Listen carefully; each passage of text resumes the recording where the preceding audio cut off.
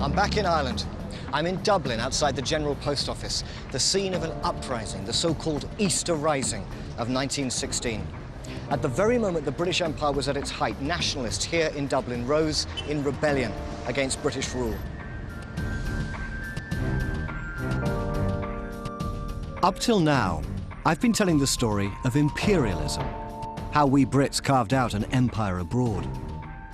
But in the early 20th century, British imperialists came face to face with a new force: nationalism, the desire of native peoples to win their independence.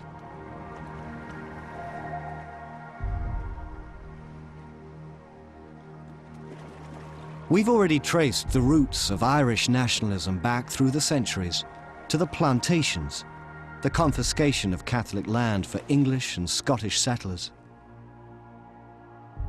The native Irish became tenants of mostly Protestant landlords, and for centuries poor Catholics had remained under the British thumb.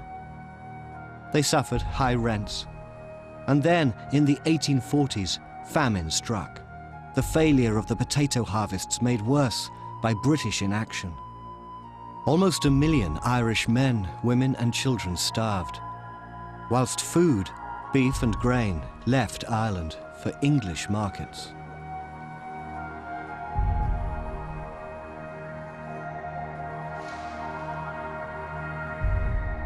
This is Dublin's Kilmainham jail, and this place, like no other, witnessed the consequences of that troubled relationship between Britain and Ireland.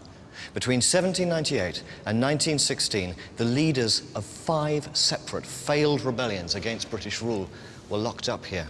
In 1883, this was where we hung by the neck the Invincibles, a gang of Irish nationalists who'd murdered the first Secretary for Ireland, the Englishman, Lord Frederick Cavendish. He was out walking in the park one day. They'd attacked him with long surgical knives. Very nasty. But for me, the most important political prisoner ever held here was a certain Charles Stewart Parnell, the greatest Irishman of the 19th century, if only because he was struggling to find a peaceful solution to Ireland's problems. He called for the transfer of land by Act of Parliament back into Catholic hands. He called for the transfer of power back from Westminster to Dublin, so-called Home Rule. But we Brits dangled the promise of Home Rule for 30 years without delivering on our promises, until by the outbreak of the First World War, the tide had turned. Some nationalists had come to believe that the time for talking was over. Violence seemed the only solution. The Easter Rising of 1916 was led by the poet Patrick Pearse. He marched 1,000 men into Dublin. They occupied public buildings, and Pearse proclaimed an independent Ireland. The British, busy fighting the First World War, were caught at first off guard. But they brought in troops and artillery. They stationed a gunboat on the River Liffey. For 6 days, central Dublin came under heavy fire, until at last the rebels were brought to heel. It's strange to reflect that when this uprising broke out, most Irish people despised these rebels. We were halfway through the First World War. Hundreds of thousands of Irishmen were fighting in the trenches to defend the empire. This sideshow in Dublin seemed a pretty foolish act of treason. As the rebel leaders were marched off to prison, they were jeered at, spat on. And yet, within months of their execution, they'd become, in the public imagination, heroes.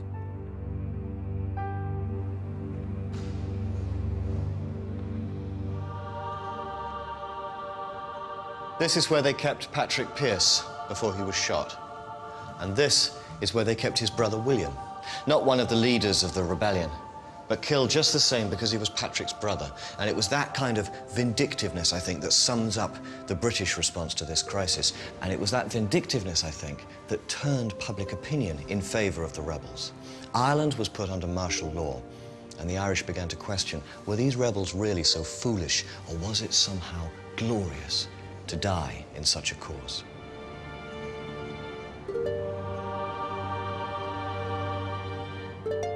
The Easter Rising failed, But within just 5 years, public pressure here in Ireland forced the British to accept, in part, nationalist demands. The south of Ireland split from the United Kingdom. It became a free state.